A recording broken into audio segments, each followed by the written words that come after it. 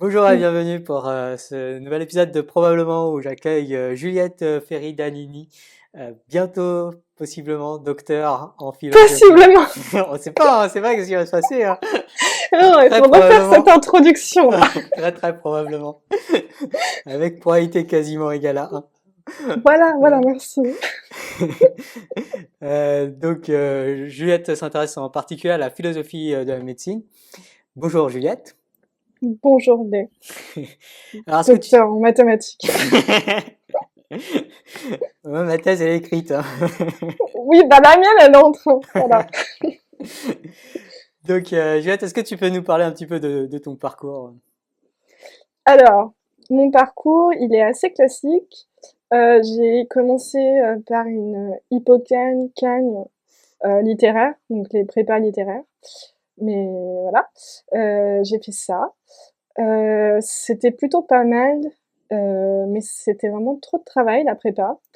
Donc, je suis partie à la fac ensuite.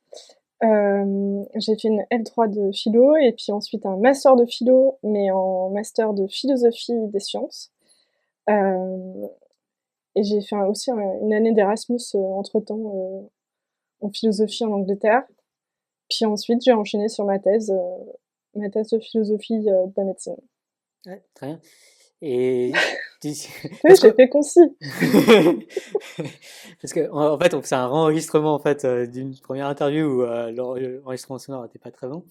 Et donc la dernière fois, tu m'avais parlé pas mal de ce passage en Angleterre comme un passage important en fait dans ton Ouais, parcours. bah en fait, pour le, disons que la philosophie en prépa, c'est un peu un peu comme la philosophie en terminale. Donc enfin un peu.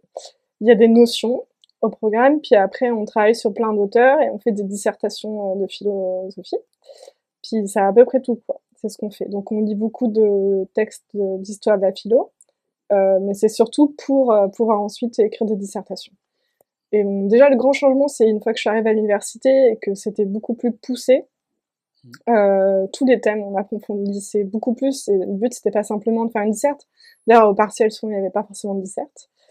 Et j'ai aussi découvert la philosophie des sciences. J'ai eu un cours, une UE, comme on dit, de philosophie de la biologie sur la théorie de l'évolution.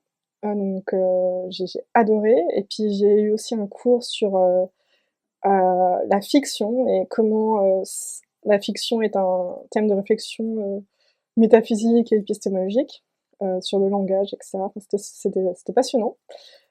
Du coup, j'ai découvert tout ça et j'ai réalisé que ah, mais enfin, je comprends enfin la philosophie. Parce que même si j'étais en option philo en prépa, que j'avais pris ça à l'option au concours, etc. En fait, j'étais pas forcément encore très sûre de moi. Ouais. Voilà, j'étais pas un génie de la philo, quoi. Bon, ensuite non plus, hein, on va pas dire ça comme ça, mais disons que j'ai une sorte d'illumination. Et donc c'est aussi pour ça que j'ai voulu étudier la philosophie mais en fait je sais plus pourquoi j'ai voulu aller en Angleterre. Mais l'Angleterre ça a été un autre choc, puisque là on faisait surtout de la philosophie dite analytique, de la philosophie des sciences aussi encore. Et aussi, donc je suis partie en master là-bas.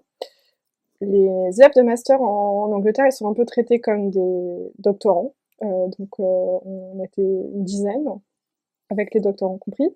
On allait au séminaire de recherche, on écrivait des mini-mémoires, il n'y avait pas de partiel. Enfin, c'était une façon de faire de la philo beaucoup plus épanouissante pour moi que bon, la prépa, n'en parlons pas, ou même juste les partiels en licence, quoi. Ouais. Ouais, donc t'as parlé de la philosophie de la biologie. Donc qu'est-ce que c'est? Qu'est-ce que vous étudiez en philosophie de la biologie? Donc Qu'est-ce que... c'était un cours, c'est un philosophe qui s'appelle Thomas Pradeux qui faisait ce cours. Il faisait un cours d'introduction à la théorie de l'évolution. Euh, et du coup, donc on lisait Darwin, on lisait l'origine des espèces. Et donc il nous a fait tout un pan assez, enfin en gros de la vulgarisation de la théorie de l'évolution, Ouais. mais assez sérieuse quoi. Et ensuite on est vraiment allé regarder les textes des gens qui ont participé à ce qu'on appelle la synthèse moderne de l'évolution. On a étudié un peu la façon dont la théorie de l'évolution s'est imposée en tant que théorie scientifique dans le champ de la biologie. Et on étudie aussi, du coup, des philosophes de la biologie qui ont écrit sur ces thèmes, ou même des biologistes parfois. Par exemple, on lit l'article de Léontine et de Gould sur les unités de sélection, on réfléchit là-dessus. Qu'est-ce qu'une unité de sélection, ce genre de choses. Et en philosophie de la biologie, il y a plein de réflexions. C'est vraiment un champ très très bien organisé, donc il y a des questions comme qu'est-ce qu'une fonction biologique et quel rapport avec l'évolution, qu'est-ce qu'un individu de sélection, non, un niveau de sélection, j'ai déjà dit. Est-ce que la biologie a des lois, par exemple? Ouais. Qu'est-ce que le concept d'espèce? Voilà, enfin, il y a plein de réflexions autour de ce genre de questions. Ouais, c'est chouette. Et il y a un petit côté histoire, pardon, il y a aussi un côté histoire de la biologie. Donc on a fait beaucoup d'histoire de la, enfin, comment Darwin est arrivé à sa théorie d'évolution, par exemple, et tous les débats qu'il y a eu à cette époque-là aussi. Ok, cool. Donc c'est un peu tout mélangé. Cool. Et donc sur la partie fonction, là, ça rejoint un peu le fonctionnalisme. Alors en fait, en théorie de l'évolution, pardon, philosophie de la biologie, le problème c'est de définir ce qu'est une fonction biologique. Ouais. Par exemple, il s'agit de comprendre la phrase, cette phrase par exemple qui est la fonction du cœur est de pomper le sang. Ouais. Qu'est-ce que ça veut dire en fait théoriquement? Et là, il y a plusieurs types d'approches donc c'est assez différent du fonctionnalisme, tu vois. Et donc là, il y a plusieurs types d'approches qui s'affrontent. Il y en a qui défendent une approche téléologique. Donc, il y a une sorte de finalisme. C'est l'idée que la fonction du cœur, c'est l'effet sélectionné dans le but de faire ce que fait le cœur. Bref. En gros, l'idée, c'est qu'il faut pouvoir distinguer entre la véritable fonction du cœur, le fait qu'il est là pour pomper le sang, Ouais. et des choses qui ont été sélectionnées par l'évolution ou pas sélectionnées par l'évolution parce que c'était juste un effet secondaire de la fonction première. Donc par exemple, le bruit que le cœur fait quand il bat, c'est pas la fonction du cœur proprement dite, Ouais. même si c'est ce qu'il fait aussi. Bref, il y a beaucoup de débats. Est-ce que on doit définir la fonction comme ce qui a été sélectionné au cours de l'évolution pour un but précis?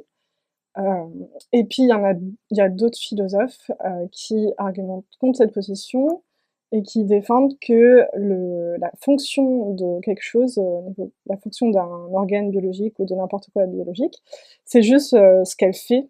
Donc je ne sais même plus comment on appelle cette position, mais en gros c'est plus en rapport avec le cœur, qu'est-ce qu'il fait, quel est son apport causal dans un système. Ouais. Et donc c'est ça sa fonction. Ok. Mais du coup, se pose le problème mais du coup, est-ce que le cœur, le fait qu'il bat, le bruit que ça fait, est-ce que du coup, comme ça fait partie du système, est-ce que c'est aussi une fonction et ça paraît logique? Bref, il y a plein de débats là-dessus. Ok. Mais bon, c'est pas juste de m'interroger sur des choses que j'ai totalement oubliées depuis les études. Il faudra, oui, voilà. Donc, si vous voulez, on mettra des liens dans la description de la vidéo avec les articles que vous pouvez lire sur ces C'est questions. vraiment une astuce de vidéaste, ça. C'est Wright, 1973, et Cummings, date que j'ai oubliée. Voilà. Je me souviens même pas des références. Et puis l'autre partie, je trouve intéressante dont tu parlais, c'est l'utilisation, enfin, l'analyse de la fiction, la relation entre la fiction et la philosophie. C'est quoi? Alors ça faut demander à Thibaut. Parce qu'en gros, ce cours, en gros, c'était centré autour de la problématique suivante, qui est comment on fait pour énoncer des vérités à propos d'objets qui n'existent pas. Ah. Typiquement des entités fictionnelles du type Gandalf, Sherlock Holmes, c'est souvent les exemples qui reviennent. Et donc mon chargé de TD, Émile, coucou Émile, il nous avait donné comme sujet de DM, Gandalf porte-t-il une barbe? Et donc l'objet, enfin je crois que j'avais pas eu une très bonne note, mais en tout cas l'objet c'était d'essayer d'expliquer que oui, pour pouvoir répondre à cette question, il fallait pouvoir trouver une théorie philosophique qui rendait pas ça totalement incohérent. Parce Ouais, qu'en général, les théories de la vérité, elles sont liées au fait que nos propositions sont en accord avec l'état du monde. Mais si on se réfère du coup à quelque chose qui n'est pas dans le monde, bah, ça donne plein de choses bizarroïdes. ouais. Et du coup, il y a plein de choses. Enfin, il y a un philosophe, David Lewis, qui lui propose que du coup, on, voilà, tu m'interroges encore sur des trucs que j'ai oubliés. Qu'en gros, les choses sont vraies dans des mondes possibles. Ouais, Donc ça, c'est ça, sa solution pour dire très vite. Et il y a un autre philosophe, et là, c'est pour ça que je parlais de Thibaut, parce qu'il a un peu travaillé sur ça dans sa thèse, si je ne me trompe pas, qui dit qu'il y a des objets qui n'existent pas. ouais, Et comme il y a des objets, bah, ça permet de dire des choses vraies à propos de ces objets, ouais. mais en même temps, ils n'existent pas. Et ça, en fait, moi, j'ai jamais rien compris. Donc, tu peux demander à Thibaut. Voilà. J'interrogerai peut-être un jour sur sa thèse. Et ouais. Bah, Ouais. c'est sur ça, il y a, dans le titre de sa thèse, il y a Ouais. Meinong, non? Je Ah ouais, sais. c'est ça parle de Meinong et les théories Meinongiennes. Ouais. Et Mais d'ailleurs, c'était assez méprisé, moi, dans mon cours. ouais, ouais. C'était pas trop que ça. Ouais, dans la thèse de Thibaut, il parle beaucoup du rond carré, un objet qui n'existe pas, qui en plus est autocontradictoire. Voilà, on avait beaucoup parlé de ça. Et il y avait aussi une autre problématique un peu plus facile à saisir. Donc on lit un roman, on lit par exemple Anna Karénine. Mm. Comment ça se fait qu'on peut ressentir des émotions, sachant que les émotions elles sont assez rationnelles en général, à propos de personnages qui n'existent pas, quoi. Ouais, Comment on se laisse prendre par ce genre de, enfin, on se met à pleurer, enfin, on a des réactions émotionnelles très fortes. Enfin, pas tout le monde, mais moi en tout cas. Et du coup, on peut se demander pourquoi ça se passe comme ça, quoi. Et il y a donc des gens aussi qui réfléchissent là-dessus. ok, cool. Et donc ça, ce sont les trucs qui t'ont fait dire que la philosophie c'est trop bien? Bah, disons Donc que un jour. rien que le fait que j'arrive plus ou moins à m'en souvenir, c'est assez bon signe. Parce que ça veut dire que ça m'a marqué toutes ces choses-là. Bah ouais, c'était beaucoup plus intéressant. Bon, déjà, ça parlait de Gandalf. C'était plus intéressant que beaucoup d'autres choses qu'on faisait en cours de philo, ouais, ça c'est sûr. Ouais. Et donc, tu as fait notamment cette distinction entre la philosophie analytique et la philosophie continentale. Je ne sais pas si tu l'as dit explicitement, mais est-ce que tu peux parler un peu plus de Ouais. ça? Bah alors cette distinction, ben, j'essaie de la comprendre du coup depuis un peu bah, que j'ai découvert ces nouveaux cours en licence puis ensuite en master. Enfin vraiment le choc, c'est quand je discutais avec mes camarades de classe en Erasmus ou même juste avec les profs.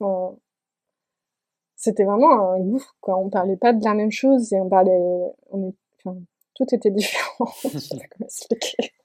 Et du coup, l'une des explications, ça serait ah bah il y a ce gouffre entre philosophie continentale et philosophie analytique, mais en fait cette distinction, elle recouvre pas du tout, pas vraiment en fait la réalité.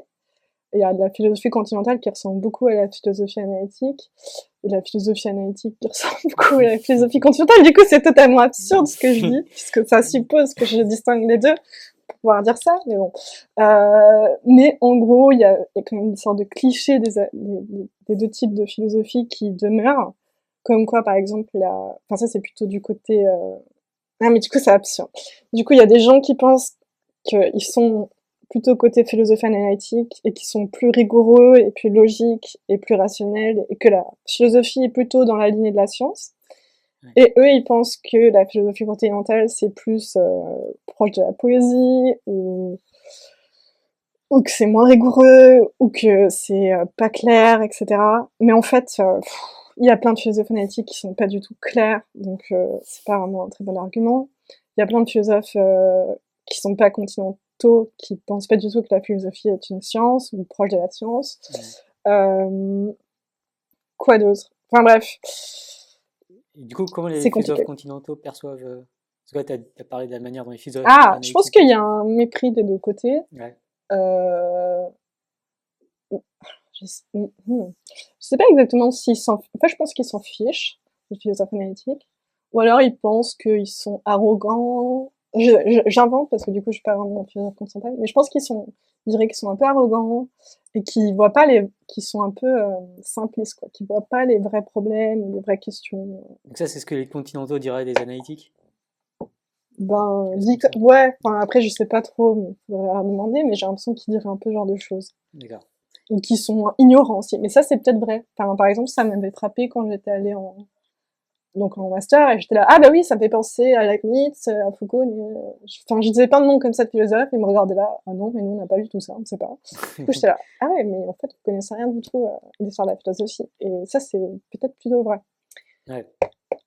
Donc, ouais, il y a ce truc que j'ai pas mal entendu, qui est que les philosophes continentaux s'intéressent du coup plus à l'histoire de la philosophie, alors que les philosophes Ouh. analytiques moins, mais Non, on en parle pas fait, tant pas que ça. vraiment. Hmm. Pas tant que ça. Enfin, c'est plus dans la formation. Enfin, du coup, c'est ce que j'avais expliqué la dernière fois, c'est qu'il y a une différence d'approche philosophique, et peut-être aussi thématique, etc.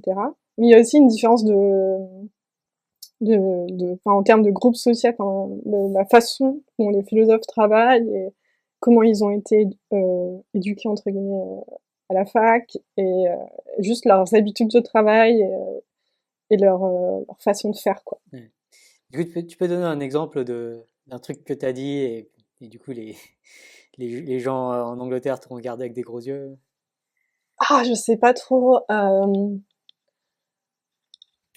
Ouais, à un moment donné, j'ai voulu parler de. Ah non, non, en fait, c'est plutôt l'inverse. C'est plus dès qu'il parlait d'un philosophe continental, mais genre très très vaguement. Il disait ah oui, c'est comme Heidegger.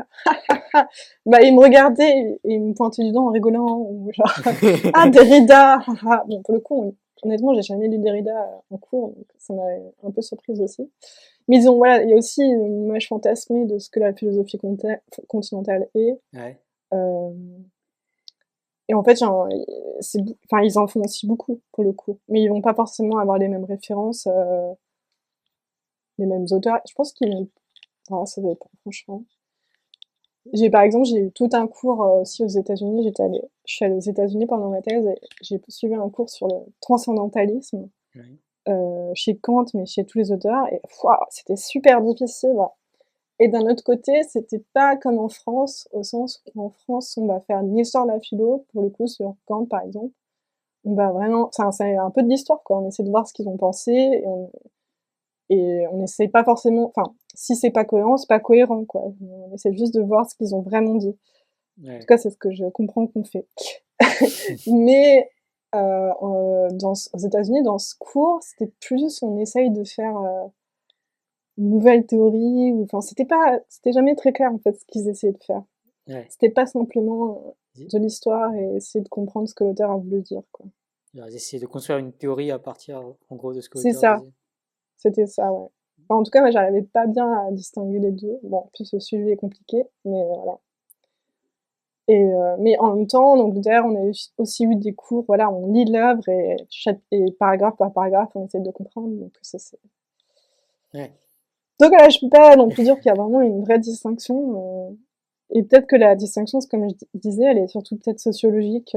La langue utilisée, plutôt l'anglais pour la philosophie plus ou moins éthique ou la philosophie des sciences, et le langage utilisé qui est plutôt plus incisif, plus court, enfin avec des phrases plus courtes, euh, en et philosophie beaucoup analytique, plus, ça. ouais, ouais, et un langage plus, pas pompeux, mais genre plus élégant, plus recherché, Ouais, plus libre, je dirais, plus libre aussi, en philosophie continentale.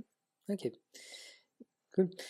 Et donc, pendant ton master, tu as fait un mémoire, c'est ça, si je me trompe pas? Ouais, C'est ouais, ça? parce que on fait enfin, en fait, le master, du coup, en Erasmus, quand je suis partie, j'ai fait un master, parce que là-bas, c'est que un an, le master. Ouais, Et après, je suis revenue en France et j'ai fait mon M2, donc en fait, ouais, ok. ça fait comme deux masters. Mais mon premier mémoire, j'ai fait de la philosophie de la médecine, parce que je voulais faire la philo de la biologie, mais il y avait personne de compétent sur le sujet en termes de professeur. Ouais, Du coup, j'ai fait ça un peu par défaut. Je suis revenue en France, j'ai fait autre chose. J'ai fait de la théorie, j'ai fait de la philosophie de l'esprit analytique. ouais, Voilà. Et puis j'ai réalisé que c'était un peu chiant, enfin que c'était drôle parce qu'on pouvait argumenter, contre-argumenter, partir dans des détails. mais on pouvait pas vraiment réfléchir à des problèmes qui importent à la société, quoi. Est-ce que tu peux donner des exemples de ce que tu as étudié? Tu veux dire en Ouais, de... philosophie d'esprit? ouais. Euh, pff, Bah, j'ai étudié le concept, enfin, le concept de douleur, mais du coup, du point de vue de enfin, comment expliquer? Alors, voilà, c'est tout le problème. C'était tellement chiant, on pouvait pas expliquer ça aux gens normalement. En gros, la théorie comment dire, dominante en philosophie de l'esprit contemporaine, c'est de dire que nos, nos états mentaux représentent le monde. C'est ça qui les caractérise. Et du coup, si c'est le cas, du coup, on se demande, du coup, la douleur, c'est un état mental. Mais qu'est-ce qu'elle représente dans le monde? C'est-à-dire vers quoi elle est dirigée? Mm. Et du coup, il y a un débat là-dessus parce que certains philosophes disent que du coup, la douleur représente un dommage corporel. Et d'autres disent que si on dit ça, alors on oublie le caractère désagréable de la douleur. Et en fait, c'est ce débat-là qui est un débat vraiment extrêmement technique et qui présuppose quand même toute la théorie représentationnaliste de l'esprit. Ouais. Donc en mémoire, déjà, je reprenais toute cette théorie. Après, je voyais le cas de la douleur. Et je sais pas pourquoi, en fait, c'est vraiment étrange, mais il y a tout un débat qui s'est fait. Enfin, il y a beaucoup d'auteurs dans des très bons journaux. Tout le monde se répond, tout ça, sur ce sujet très pointu, très petit, quoi. Mm. Et à la fin de mon mémoire, j'ai essayé de montrer que la philosophie de la médecine, elle avait peut-être des choses à dire sur ces questions, puisqu'il y a un débat en philosophie de la médecine sur les concepts de santé et de maladie, et sur le concept de dysfonction dans le cadre de la santé et de la maladie. Ouais. Et le fait que c'est assez difficile de définir le concept de dommage corporel ou de dysfonction ou de maladie d'un point de vue purement naturaliste. Du coup, je montrais que dans un champ, il y a un consensus, c'est ça. Et pourquoi c'est ça, j'expliquais. Et du coup, je disais, c'est pas étonnant que dire que la douleur représente un dommage corporel, ça va être compliqué d'un point de vue purement... ça va être compliqué d'un point de vue purement naturaliste. Mais bon, c'était pas forcément très novateur ou quoi, mais voilà. Et du coup, je glissais déjà vers la philosophie de la médecine. Ok. Et du coup, tu as fait ta thèse en philosophie de la médecine? Ouais. Pas la thèse. Alors j'ai fait de la philosophie de la médecine, mais en même temps, je sais pas trop si j'ai fait de la philosophie des sciences. Enfin, c'est un peu bizarre parce que je me suis intéressée à justement des approches anglophones, mais pas du tout analytiques, donc des approches anglophones qui s'inspirent de philosophes continentaux pour développer toutes sortes de théories sur la médecine, et notamment l'idée que la philosophie permettrait d'humaniser la médecine. La philosophie et du coup des approches un peu continentales. Ouais. Du coup, ma thèse, elle est vraiment entre les deux, quoi. Elle a la reliure, pardon, entre deux chaises. Ouais. Et donc, et donc j'avais préparé cette blague. Et donc, dans ta thèse, qu'est-ce que tu défends?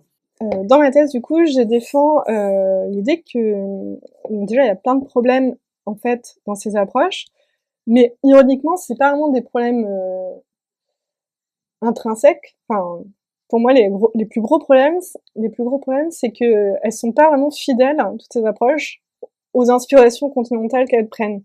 Okay. Et du coup, j'utilise mon comment on dit en français. Bref, j'utilise mes connaissances pas forcément très approfondies, mais mes connaissances sur la philosophie continentale pour montrer que ces approches anglophones s'appuient de vraiment trop loin et parfois elles font des véritables contresens sur ce qu'est par exemple la phénoménologie ou la narrativité par exemple. Et du coup ça c'est un premier problème et c'est ce que j'étudie dans un premier temps. Et ensuite je montre que leur critique de la science et du naturalisme, donc c'est deux choses qu'elles mettent beaucoup en avant, que ces critiques-là sont pas très convaincantes. Et à la fin, je dis qu'en gros, si défendre l'humanisme en médecine, c'est ces approches-là, il vaut mieux pas le défendre. Et donc c'est pour ça que j'ai appelé ma thèse contre l'humanisme en médecine. Contre l'humanisme en médecine.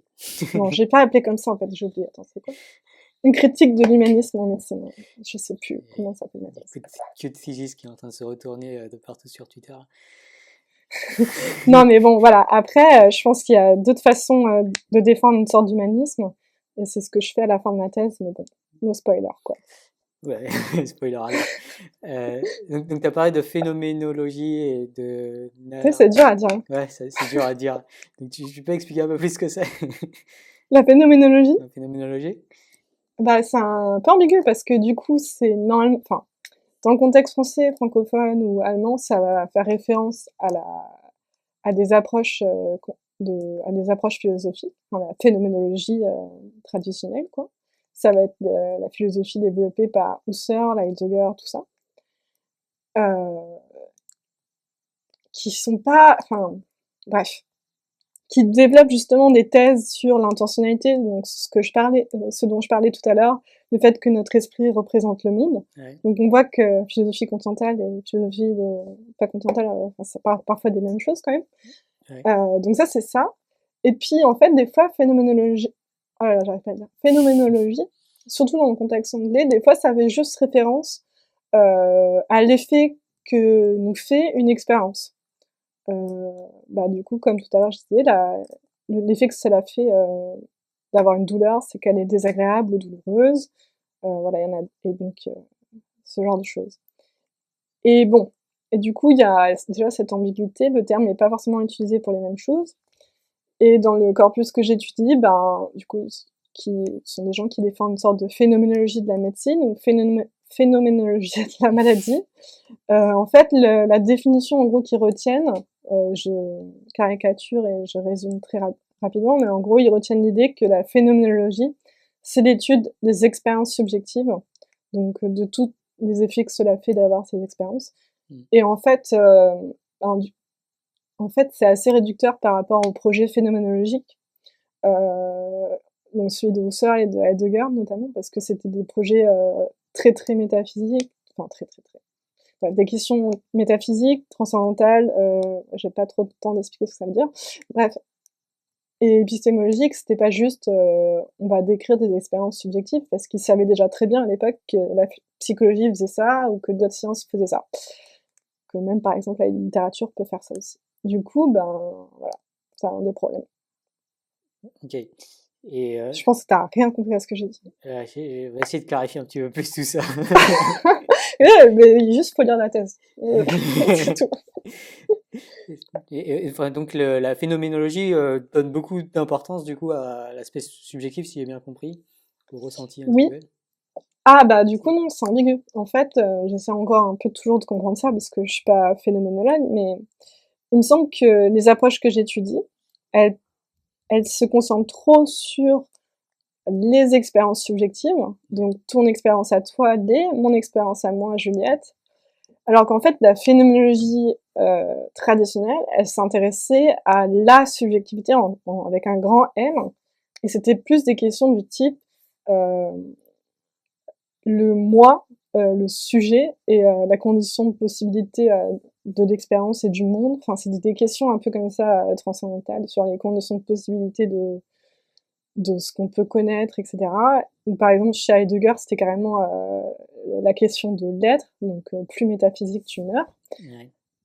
Et Heidegger, par exemple, il dit, c'est la seule chose que vous devez retenir sur Heidegger, c'est qu'au début de Être et Temps, il dit qu'en gros, pour pouvoir avoir une réflexion sur l'être avec une majuscule, il faut passer par la seule façon, c'est de passer par l'étant, enfin, c'est-à-dire les humains, enfin, les êtres qui sont. L''E-T-A-N-T. Ah, Pas, non, non, pas les étangs. pas les étangs, mon âge quoi. Non, non, d'autres types d'étangs. Faut pas... Les Dasein, comme on dit en allemand. Bref. Bon, bah, du coup, il y avait vraiment un rapport à la subjectivité, mais c'était pas Juliette qui va au parc. Enfin, c'était pas ça, quoi. Et bon, et je pense que il y a des phénoménologues contemporains qui diraient que il y a d'autres façons de faire de la phénoménologie qui s'intéressent effectivement aux expériences subjectives, comme le font les gens que j'étudie. Mais comme les gens que j'étudie, ils parlent pas de ces gens-là, ils parlent juste de Heidegger et de Husserl, bah ça pose un problème un peu de cohérence pour leur approche. Okay. Parce que j'ai l'impression qu'ils sont pas très bien compris, ou alors où ils diluent trop en fait les approches dont ils s'inspirent pour défendre leur humanisme, alors qu'en fait c'est pas forcément le plus aisé enfin les approches les plus évidentes pour défendre cette approche. Ok. Donc si j'essaie de résumer, dis-moi si je me trompe. Donc il y a des parties de la Ouais, philosophie de la médecine qui essaient de réinterpréter donc la phénoménologie et donc ouais, tu penses qu'ils le réinterprètent mal en faisant de l'individu et de l'expérience individuelle le ouais. cœur enfin, de ce qui est intéressant à soigner en Ouais, médecine. Et ouais, c'est ça que tu critiques dans ta thèse. ouais. Du coup, il y a ces deux aspects-là. À la fois le problème métaphilosophique ou de ouais, non, métaphilosophique, employant les grands mots, puis l'autre problème qui est, bon, qu'est-ce que c'est l'humanisme en médecine et est-ce que c'est vraiment important? Ok. Et donc toi, tu penses que enfin, donc ta thèse dit que l'humanisme, en tout cas vu comme l'étude de chacun de façon individuelle, est quelque chose de pas souhaitable en médecine. Pas souhaitable, je sais pas, mais parce que j'ai pas encore fini d'écrire cette partie. En gros, qu'est-ce que j'ai écrit? En gros, enfin, déjà, j'ai une thèse qui est que si l'humanisme, c'est l'empathie, c'est-à-dire le fait de ressentir l'émotion de l'autre, c'est pas souhaitable en médecine, effectivement. Donc, pour le coup, je suis contre cette sorte d'humanisme empathique. Ensuite, je pense qu'il y a une place pour quelque chose d'autre comme la compassion, qui est juste le fait de se sentir, de vouloir le bien de l'autre. Mais ça, je pense que c'est un peu trivial et en même temps, ça a été tellement étudié par l'éthique et la bioéthique et tout l'éthique qui s'intéresse à la médecine, donc il n'y a pas besoin de faire intervenir d'autres approches philosophiques pour défendre ça. Pareil, je pense que je pense pas que c'est une bonne idée d'enseigner. Donc j'étudie donc la phénoménologie de la médecine, mais une autre approche qui est la médecine narrative. Je pense pas du tout que ça soit du coup une bonne idée de les enseigner, par exemple en fac de médecine. Je pense que ça serait beaucoup plus utile de se concentrer, par exemple, sur des enseignements d'éthique. Pour, en gros, l'éthique, ça permettrait de leur donner des réponses, des armes, des choses, des réflexions pour savoir ce qu'il faut pas faire d'un point de vue éthique. Alors que c'est pas forcément le cas dans les facs de médecine. Et ensuite, je montre que il y a un autre aspect que ces approches n'ont pas vu ou ne regardent pas de façon assez étrange, c'est les systèmes de santé. Et je montre que peut-être là, il y a d'autres questions importantes à poser sur l'humanisme. Donc ça va plus être des questions encore des questions éthiques, mais des questions sur la justice et l'accès aux soins. Et donc, si on fait le meilleur médecin humain, empathique, etc., si on le met dans un système qui, de toute façon, n'est pas accessible parce que, par exemple, les soins ne sont pas remboursés, mais en fait, c'est un humanisme, enfin, c'est pas un vrai humanisme au sens où, bah, de toute façon, tu n'auras même pas accès aux médecins, en fait. Donc, Ouais. et c'est pas anodin parce que du coup, il y a certains de ces défenseurs qui sont américains et du coup, je comprends pas trop pourquoi ils défendent ce genre d'approche. Enfin, pourquoi ils se rendent pas compte du côté paradoxal en fait de leur approche. Ok. Donc, tu peux expliquer un peu ce qu'est la médecine narrative? Alors, la médecine narrative, c'est parti. Bon, actuellement, c'est surtout une médecin qui a fait une thèse de littérature, mais qui est médecin à l'origine, qui défend cette approche. Mm. Et c'est l'idée que les techniques narratologiques et les techniques de critique littéraire, donc ça c'est vos cours de français en gros de collège, savoir identifier qui est le narrateur, le contexte d'élocution et tous ces trucs-là. Ça, elle pense que, c'est Rita Sharon, elle pense que c'est utile pour le médecin, Ouais. pour tout un tas de choses. Mais en réalité, c'est ce que je dis au début et donc il y a plein de problèmes avec cette approche. Mais au début de ma partie, je précise quand même que ça, c'est inspiré, enfin ça a donné lieu à plein d'autres choses qui sont pas vraiment de la médecine narrative au sens strict du terme, qui sont par exemple juste l'analyse littéraire de récits de maladies. Et donc ça, c'est pas de la philosophie ou de la narratologie, c'est juste des gens qui étudient, probablement en fac de lettres, les récits de malades et ce qu'on peut en dire, etc. Et donc, quand je critique la médecine narrative, je critique pas ces récits de malades ou leur analyse. Je critique juste des thèses vraiment très fortes sur la médecine et le lien entre la médecine et la critique littéraire, Ok. qui est un peu exagérée par les défenseurs de la médecine narrative et qui surtout repose sur une critique de la science qui n'est pas satisfaisante selon moi. Et donc, ils diraient quoi typiquement les gens qui défendent la médecine narrative? Bah, bah en plus, ce qu'ils disent et ce qu'ils font, des fois, est un peu paradoxal, mais donc ils vont dire, bah, je vais écouter, en fait, ça va être il va avoir des grands slogans sur la narration, mais en fait, dans les faits, ils vont juste dire, bah, je vais écouter le récit que me fait le patient, de son expérience. Je vais l'aider à donner un sens à son récit. Je vais peut-être découvrir des choses dans ce récit, ou alors je vais revenir chez moi, je vais réfléchir au récit que m'a fait le patient, et du coup je vais penser autrement et je vais découvrir en fait ce qu'il a véritablement. Derrière, souvent, il y a une sorte de il y a clairement une inspiration psychanalytique sur ces questions.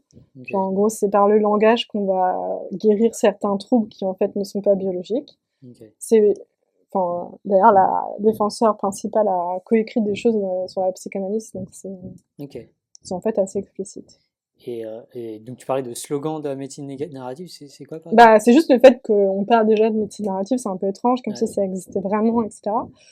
Après, il y a vraiment des formations en fac de médecine aux États-Unis ou même en France qui donnent ce genre de formation. Euh, mais c'est très peu, quoi. Bon, souvent, ça reste surtout au stade de, ben, on va faire lire aux élèves des récits de maladie pour leur montrer un peu ce que c'est, mais ça n'a rien à voir avec les ambitions épistémologiques de la médecine narrative Ouais. telles qu'elles sont souvent prononcées. Ok. Et donc, si je comprends bien, à la fois la phénoménologie et la médecine narrative essaient de mettre en avant cette relation aux individus et à travers notamment l'empathie. Ouais. Et donc, tu te prononces contre l'empathie. Est-ce que tu peux Ouais. développer un peu ça? Du coup, c'est un des points communs entre les deux approches. Un point commun qui est étonnant parce que quand on regarde la narratologie, l'empathie, c'est pas du tout, enfin, c'est pas quelque chose qui va très bien avec la narratologie. Enfin, c'est plus un problème. C'est un peu ce que je disais tout à l'heure, le problème de la fiction et de l'empathie. Voilà. Pour la phénoménologie, c'est encore pire parce qu'au début, c'était encore un problème, l'empathie pour eux, puisqu'ils parlaient de la subjectivité, l'accès au monde, et du coup, il y avait l'accès à autrui, mais c'était encore plus compliqué. Et l'empathie, ça avait rien à voir avec les émotions, c'était plus la question de comment je connais l'esprit de l'autre. Ouais. C'est une sorte d'empathie qu'on appellerait cognitive. Donc déjà, c'est un peu étonnant que ces deux approches reviennent à l'empathie, étonnant d'un point de vue méta-philosophique, si on veut dire. Et en même temps, c'est pas étonnant parce que du coup, l'humanisme qu'elles défendent, c'est cette sorte d'humanisme qui est fondé sur l'empathie. Et donc, pourquoi je suis contre euh, Contre l'empathie, c'est un livre du psychologue Paul Bloom. C'est aussi un article du philosophe aux cheveux bleus. Bon, je sais plus s'il a encore les cheveux bleus. Jesse Prince. S'il a plus les cheveux bleus, Euh, c'est comme toi. ouais, Peut-être qu'il te il a, suit. il a délavé à la machine comme moi. En gros, c'est à la mi-chemin entre la philosophie éthique, la philosophie morale, non, j'ai déjà dit, et la psychologie. Mais ce sont des gens qui défendent l'idée que l'empathie en général, qu'on définit strictement comme l'empathie émotionnelle, c'est-à-dire le fait de ressentir l'émotion de l'autre, de se mettre à sa place, n'est pas quelque chose qui va mener aux meilleures actions possibles. Et donc, ce genre de réflexion est souvent mené dans un cadre plutôt conséquentialiste et utilitariste. Et donc, il y a pas mal d'expériences qui montrent que si on augmente l'empathie, donc ces émotions chez un sujet, il aura tendance à ne pas à ne pas prendre la décision la plus juste possible. Et donc même parfois à discriminer clairement d'autres personnes. Tu peux donner un exemple de telle expérience? Oui. En gros, l'expérience qui me vient, c'est un rapport avec la médecine. C'est Paul Bloom qui donne ça, mais peut-être du Prince aussi, il faut que je relise. En gros, je sais plus comment l'expérience de psycho est faite, mais en gros, on montre à des gens, soit on dit juste à quelqu'un, ben voilà, cet enfant, elle a beaucoup besoin d'une greffe. Est-ce qu'on la monte dans la liste des gens qui vont attendre pour une greffe, sachant que cette liste, elle est parfaitement calculée, entre guillemets, on part du principe qu'elle est juste. Est-ce qu'on la monte, c'est-à-dire est-ce qu'on, du coup, quelqu'un va perdre, enfin, va être discriminé du point de vue, enfin, est-ce que quelqu'un va perdre de la chance alors qu'elle va en gagner? Mm. Et à d'autres, on leur dit, ah ben regardez cet enfant, maintenant on leur montre des images. Enfin, je sais plus exactement comment c'est fait, mais on essaye de produire un sentiment d'empathie. Ouais. On leur explique plein de choses pour qu'on soit triste et empathique pour l'enfant. Et là, du coup, ben, ce qu'on mesure, c'est que les gens à qui chez qui on a produit plus d'empathie, en fait, vont plus souvent, en fait, monter cet enfant dans la liste. Et donc, en fait, avoir une décision qui est pas juste. Pour Ouais. les autres enfants qui, ça se trouve, sont tout aussi mignons et tristes, etc. Bref. Ouais. Ouais. Et donc, en gros, tout ça, ça peut être résumé en disant que ben, l'empathie, en fait, elle va fonctionner comme il utilise souvent cette métaphore dans son livre, mais comme un faisceau lumineux qui éclaire certains problèmes. Donc, les gens plus proches de nous, notre famille, nos amis, notre classe sociale, notre appartenance culturelle, etc. Ou même juste, ben, là en France, c'est pas à l'autre bout du monde parce que c'est loin. Ouais. Et du coup, on va pas forcément prendre les meilleures décisions. Ouais. Mais bon, ça, je sais que tu sais parce que t'arrêtes pas de partager des choses sur l'altruisme efficace. Et clairement, par exemple, quelqu'un qui va être partisan de l'altruisme efficace va aussi être contre l'empathie, très probablement. Ouais, en tout cas faire gaffe un peu à parce que c'est pas facile a priori si on sait qu'il y a une liste de personnes qui ont besoin de greffe et il y a le père de l'enfant qui vient nous voir en train de Ouais, pleurer et nous dire bah bah mon ouais. enfant il est dixième de cette liste et 9 premiers a priori s'ils ont été bien Bon, gérés enfin, il y a peut-être une ouais, raison qu'ils soient faut pas. devant mais ça reste difficile de pas vouloir l'aider au moins et de pas Bah oui, l'aider en mais pratique. apparemment, ça se pose aussi, enfin, je suis pas spécialisée ça, mais juste que le domaine de la charité, ben, on a envie de donner on va donner par impulsion, par exemple. Ouais. Bah, moi, ça m'est déjà arrivé, je donnais par impulsion à quelqu'un C'est pas grave, on ou un t'excuse, on organisme. t'excuse. C'est pas grave. Et en fait, ça se trouve, ça va être totalement inutile ou ça va, au contraire, poser des problèmes.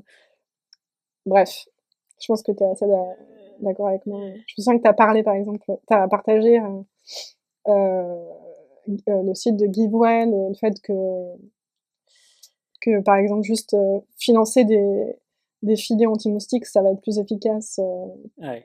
que juste apporter un cadeau à l'enfant Ouais. qui va être malade ou quelque chose comme ça.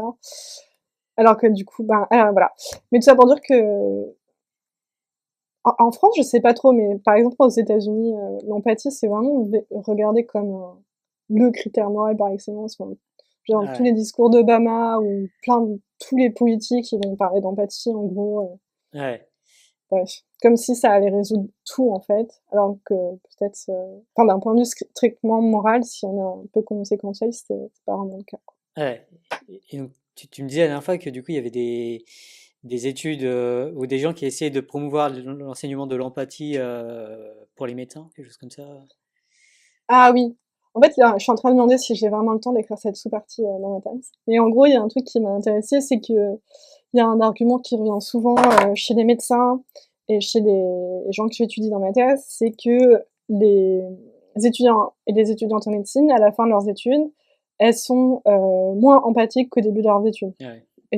Et en fait, quand on regarde les études, enfin, si on cherche ce type de littérature, hein, il y a plein d'études. C'est un champ vraiment florissant de gens qui essayent de montrer ça. Euh, genre des centaines et des centaines d'études. Du coup, j'ai été curieuse. Ah bon, bah, c'est étonnant, autant d'études sur ce sujet, ça doit être vrai alors, mais pourquoi?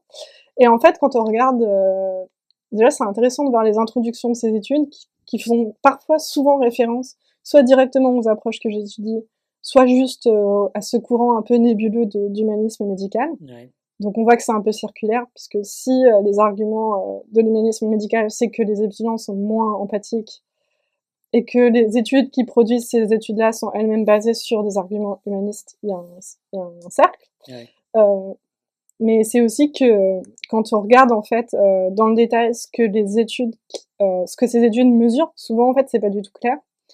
Euh, Puisque donc, comme je le disais, il y a plusieurs sens du mot empathie. Il va y avoir le sens strict empathie émotionnelle, se mettre à la place de l'autre. Ouais. Le sens un peu traditionnel de la phénoménologie, si on doit reparler de ça, mais l'empathie cognitive, le sens de comprendre l'esprit de l'autre sans que d'émotions n'interviennent. Ouais.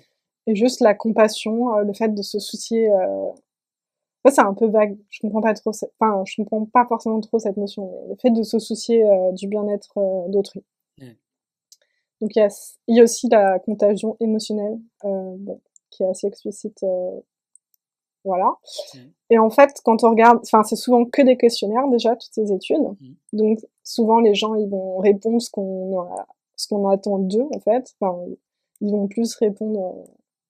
Enfin disons que les résultats qu'on a, on va pouvoir conclure que c'est ce que les étudiants pensent qu'il faut répondre. En gros, j'ai l'impression. Au fur et à mesure de les études, donc c'est déjà un problème. Et ensuite, les critères de définition de l'empathie, du coup, sont totalement... Enfin, ça change, en fait, par suivant les études, et des fois, ça change pendant l'étude, des fois, il n'y a pas de définition du tout. Du coup, c'est un peu le bazar. Et donc, comme je disais, je suis pas sûre que j'aurai le temps de bien creuser ce sujet. Mais du coup, ça me semble en fait une thèse assez douteuse, mais même d'un point de vue empirique, malgré le fait qu'il y ait des centaines d'études. Si finalement ces études elles sont que sur des questionnaires et qu'en plus elles mesurent des choses différentes. Donc Voilà. la thèse qui te semble douteuse, c'est que les étudiants en médecine soient moins empathiques à la fin de leurs études, au sens de l'empathie. Bah du coup c'est pas clair parce que Ouais. ça va dépendre du sens qu'on donne à l'empathie. Ouais. Disons que pour l'instant, je dis pas que si elle est fausse, mais je sais pas si elle est vraie cette thèse en tout cas. Ouais. Je dirais qu'elle est un peu douteuse. En tout cas, en termes d'empathie émotionnelle, je veux dire, c'est presque même souhaitable, potentiellement en tout cas, que l'empathie émotionnelle diminue au fur et à mesure des études. Bah j'imagine parce que sinon ça peut être vraiment dur pour tous ces médecins parce ils sont en contact avec beaucoup de souffrance. Donc on peut imaginer que ça serait plutôt souhaitable qu'ils aient moins d'empathie émotionnelle. Tu veux dire souhaitable pour eux ou pour les patients? Ah bah bon, pour eux déjà, parce que ça va être fatigant, mais j'imagine aussi pour les patients. Ouais. Euh, Disons que si enfin, comment dire, il y a d'autres façons de bien traiter un patient que de ressentir ce qu'il ressent, très clairement. Ouais. Ouais, si le patient est paniqué, Ouais, il non, vaut il mieux vaut pas mieux pas être paniquer. paniqué. Mais même, c'est un cas qui est discuté par une partisane de l'empathie, mais elle avait cette patiente qui voulait mourir absolument, et elle avait tellement d'empathie pour elle qu'elle s'était dit, bah ouais, oui, il vaut mieux qu'elle meure, quoi. Du coup, Ouais. ça peut poser certains d'autres problèmes, mais bon. Puis même, en fait, des fois, c'est une chose auquel on pense pas, mais éprouver de l'empathie, c'est pas... Enfin, des fois, on va pas y arriver, enfin, surtout si la personne est très différente de nous, Ouais. donc très malade, très vieille, très... je sais pas quoi. Et du coup, si on dit aux étudiants, bah, faut que vous fondez sur votre empathie, au moment où ils n'arrivent pas, ils ont aucune empathie, ce qui paraît normal, on n'a pas forcément d'empathie pour tout. Pour un des patients, ils peuvent se retrouver démunis, je pense, Ouais. si on leur apprend que c'est ça l'important dans leur pratique. Ouais. En tout cas, tu seras en faveur de ne plus, enfin, voire d'enseigner le fait que l'empathie émotionnelle n'est pas forcément souhaitable et qu'il faut. Oui, bah disons que je sais pas si je dirais qu'il faut l'enseigner. Déjà, si on peut arrêter de bourrer le crâne avec l'empathie aux étudiants. Mais le seul problème, c'est que c'est ambigu en fait le terme. Et du coup, peut-être qu'ils entendent juste l'idée qu'il faut se soucier du bain d'autrui. Et là, j'ai envie de dire oui, bah oui, oui, c'est plutôt pas mal quand même. Ouais. Et en même temps, il y a aussi, donc, je disais, toute l'éthique qui dit déjà tout ça, et donc, ça pourrait être bien aussi de leur enseigner ça, quoi. Ouais. Donc, d'une certaine manière, ouais, l'éthique est plus fondamentale que cette notion d'empathie, en tout cas pour juger plus Ouais, globalement. Et du coup, peut-être enfin, partir un peu plus d'un raisonnement un peu plus qui fait un peu en arrière et qui pose un peu plus des réflexions éthiques avant d'en venir ouais. à l'empathie, Et quoi. du coup, c'est vrai que ça fait moins slogan, ça fait moins on est bienveillant, et, et en plus, je pense, mais ça, c'est vraiment un truc, on va pas rentrer là-dedans, mais C'est très étrange la façon dont l'éthique médicale ou l'éthique en médecine est faite en France. Et,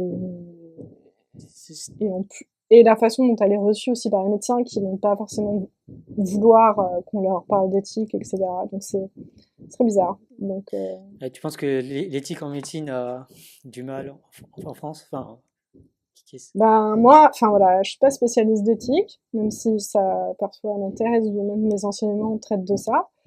Et, et ce que je rencontre ben, ce que vont dire des médecins sur l'éthique, ou ce que vont dire des étudiants, ou ce que je vais voir dans les maquettes d'études de médecine, bah, c'est un peu bizarre, quoi.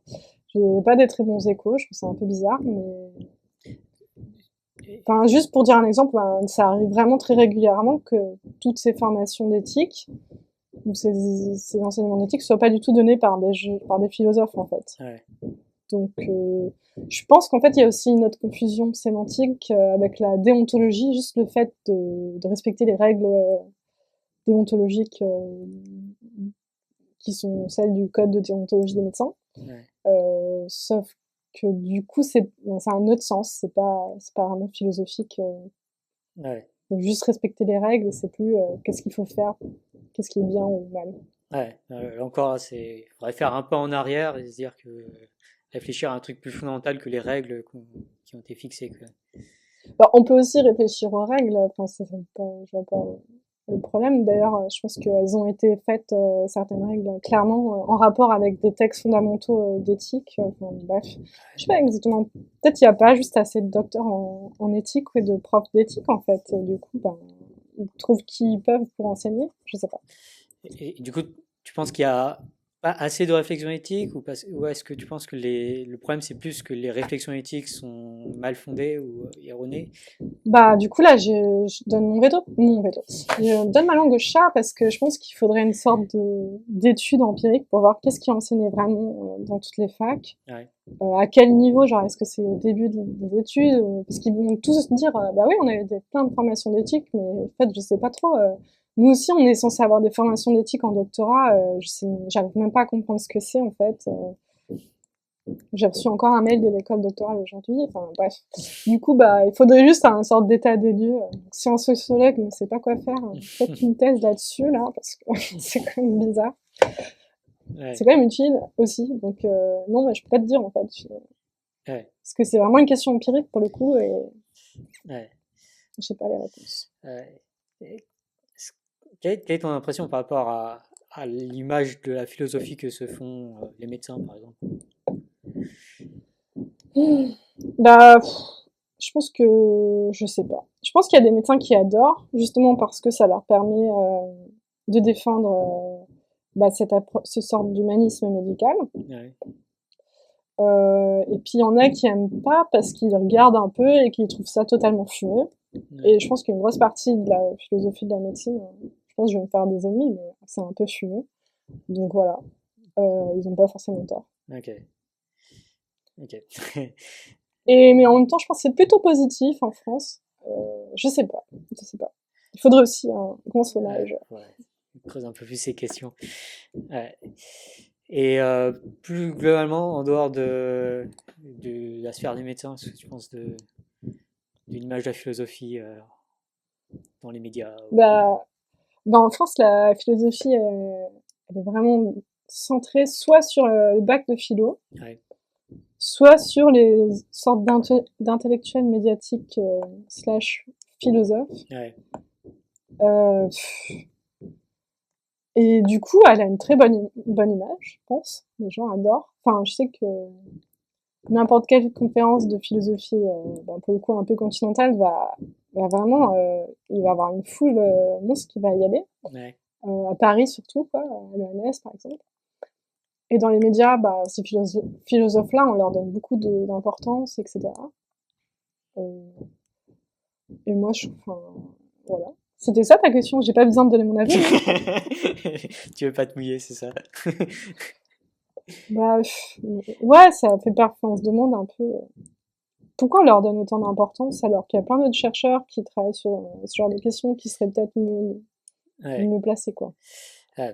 Et qu'est-ce que tu penses qui pourrait être fait pour essayer de, disons, mettre en avant d'autres philosophes ou...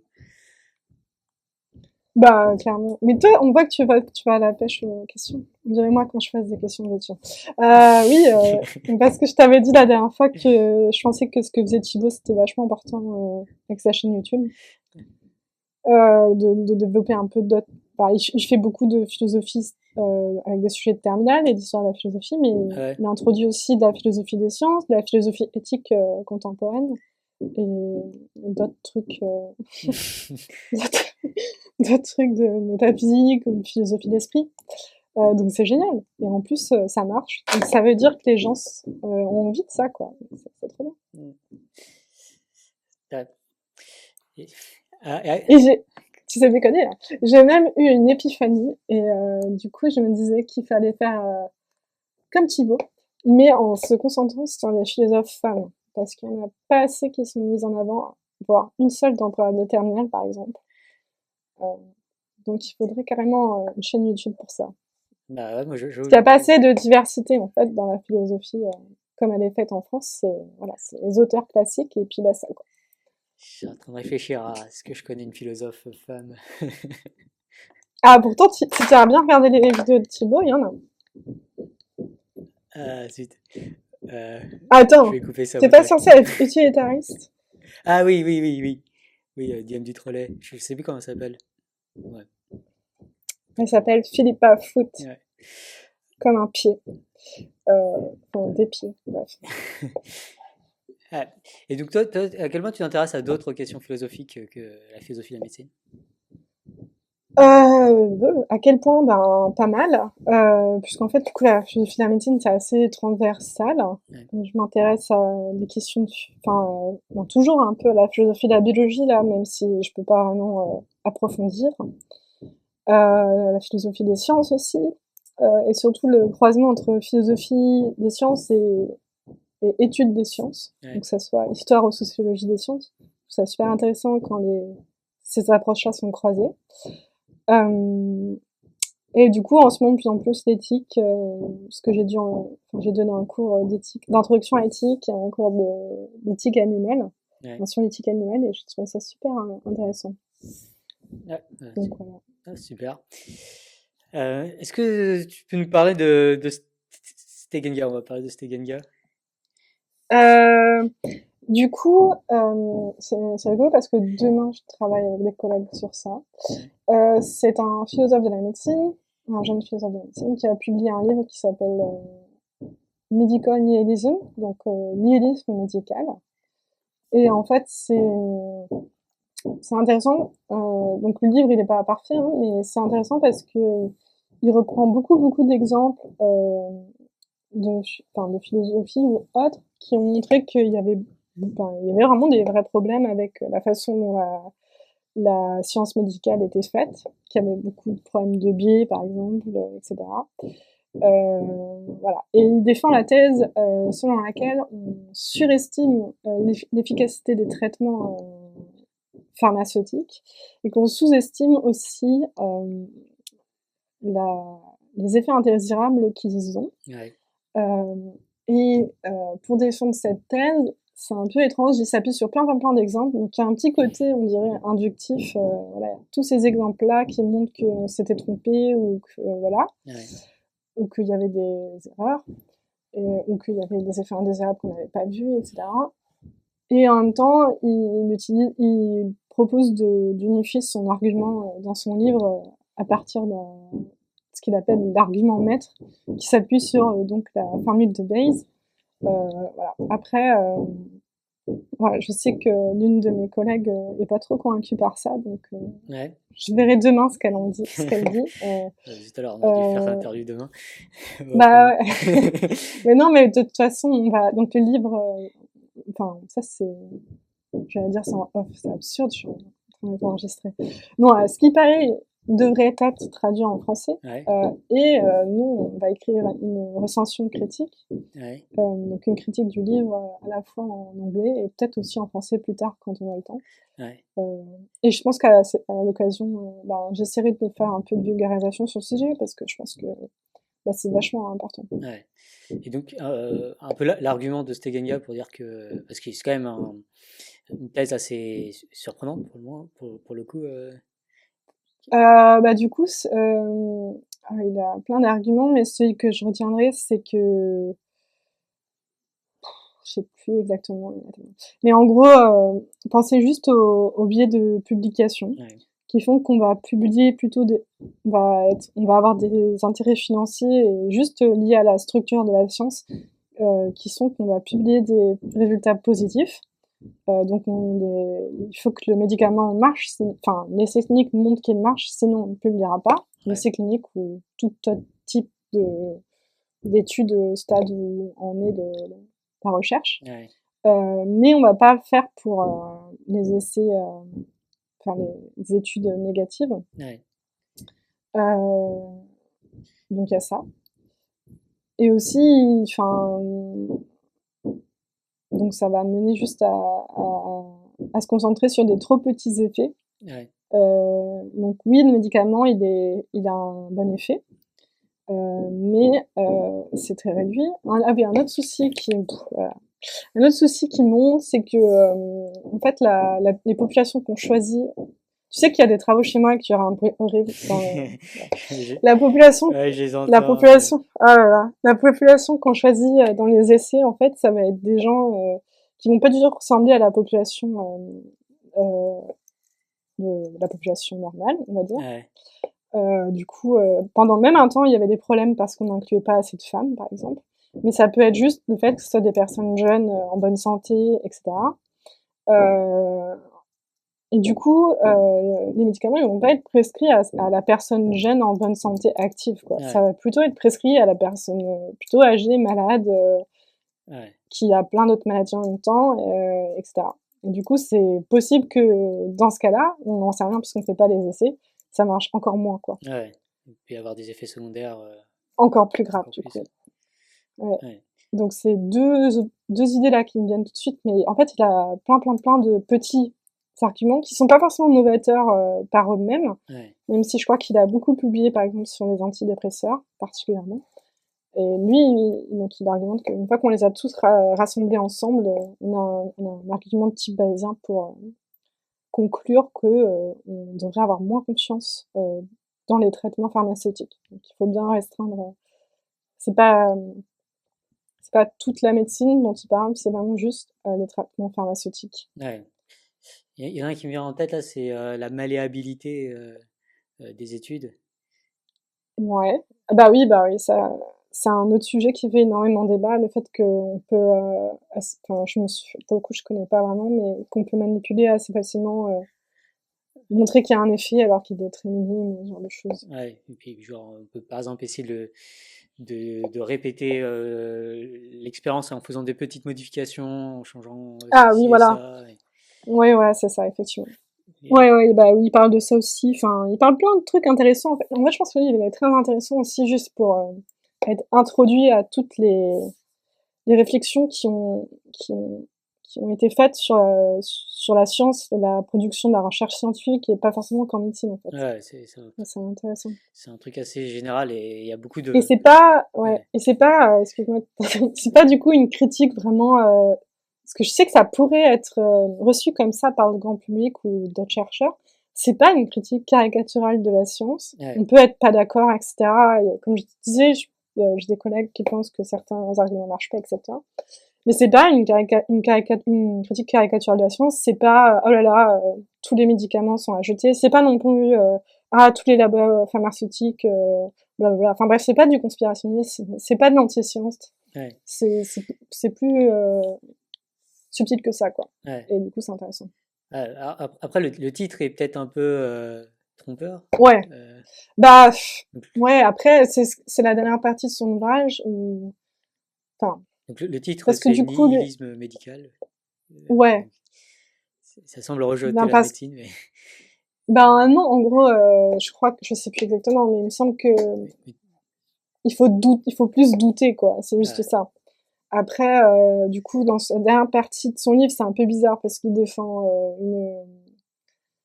euh, une approche gentille de la médecine. Enfin, je sais plus comment il dit. Je sais plus comment. Ah oui, non. Parce qu'il utilise le terme de médecine douce, mais en français, en anglais, en disant oui, mais je fais bien sûr par référence aux médecines alternatives, complémentaires, etc. Et en même temps, il ne définit pas du tout ce que ça veut dire médecine douce. Et je pense, je vais surtout critiquer. Enfin, j'ai l'impression que ça pourrait être intéressant pour ma thèse aussi de m'interroger.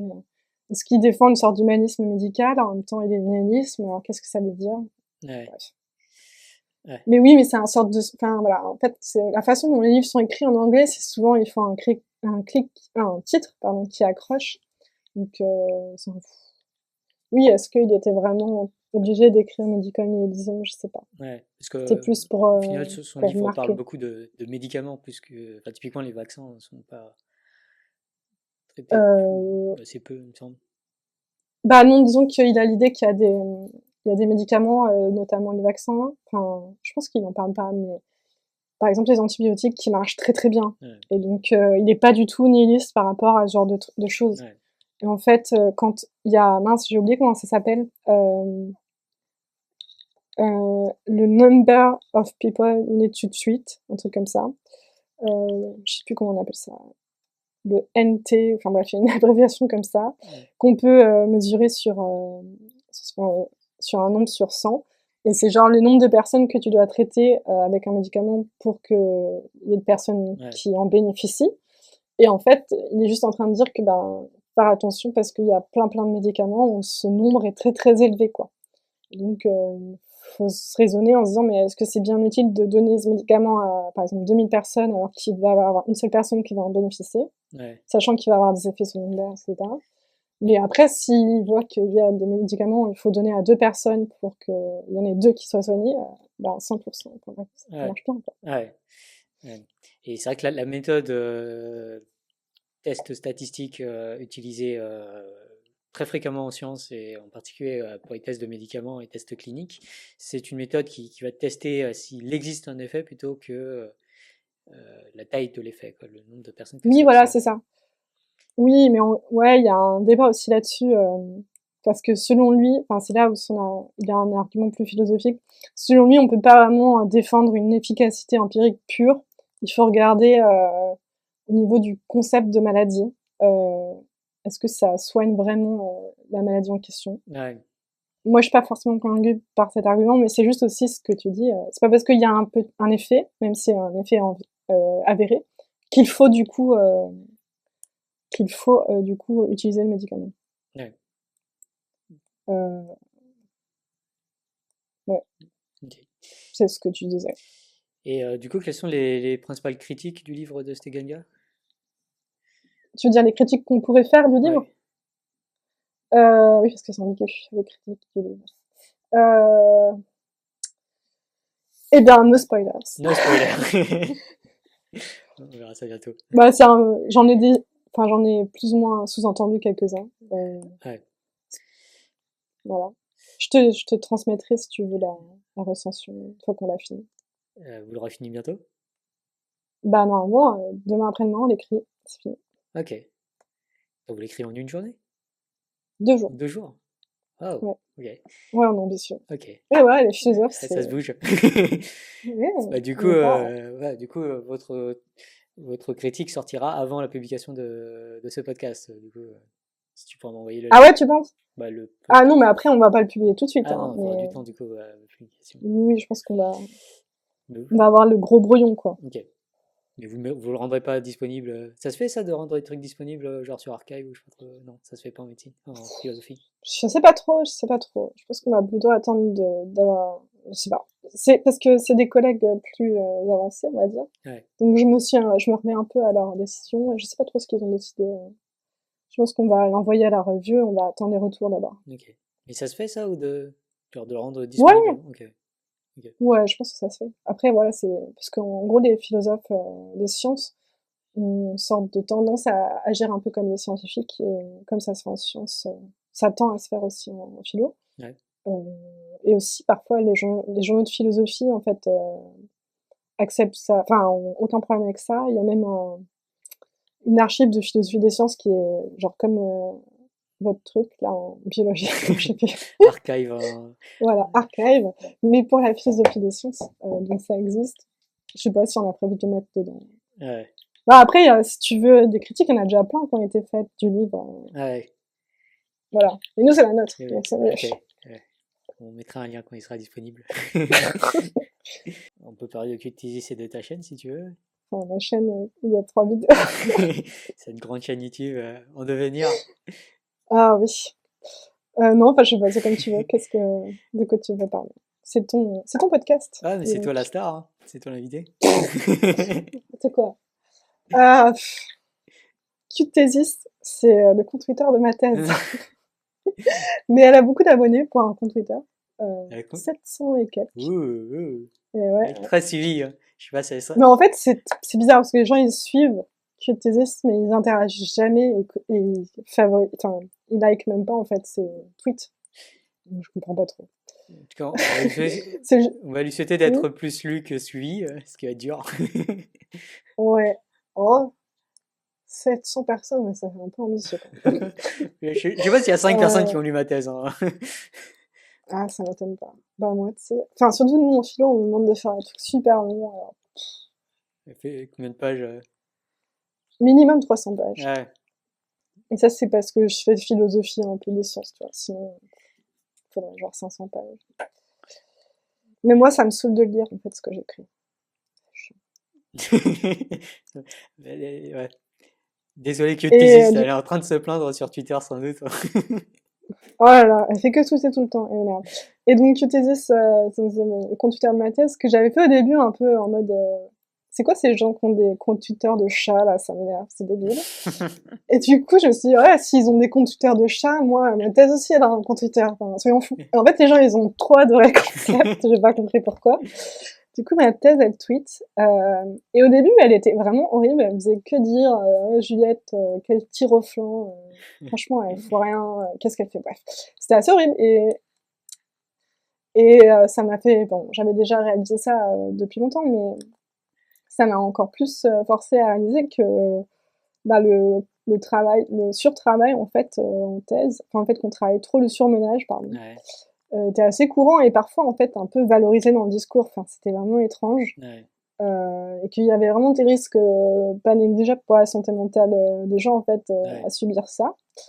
Et du coup, oui, c'est pour ça que j'ai fait donc, j'ai fait quelques vidéos sur YouTube, mais celle dont je suis plus fière, notamment parce qu'elle est drôle, mais c'est cette vidéo où Cutesis prend la parole et dit qu'en gros, bah, et je reprends une étude de psychologie qui a été faite sur la santé mentale des doctorants, des doctorantes. Et je montre en fait que bah, c'est vraiment un problème, quoi. Elle est super chouette cette vidéo, elle recommande vivant. Elle s'appelle comment ta chaîne en YouTube? J'ai oublié. Non mais soyons honnêtes.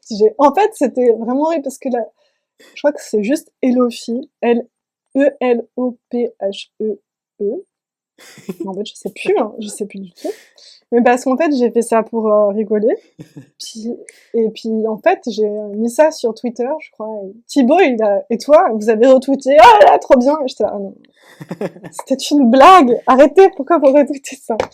Du coup, après, je me suis prise au jeu et j'ai voulu refaire d'autres vidéos, mais bah, bon. C'est dur le début, on comprend rien, quoi. C'est bien Elofi. Et la vidéo avec Cutesis s'appelle le seul vrai vlog de thèse. Cutesis. Ah oui, parce que ça aussi qui m'avait inspiré, c'était les vlogs de thèse, notamment celui par exemple de Manon ou Marion? Manon Bril. Et je disais, c'est absurde, c'est des vlogs de thèse, mais c'est des humains qui parlent, ça va pas du tout. Cutesis, elle était là. Et puis du coup, c'était vraiment pour m'amuser que j'ai fait ça, et en même temps, je suis tombée sur cet article sur la détresse mentale des doctorants, doctorantes. Et je me suis dit, ça peut être bien aussi d'expliquer ça.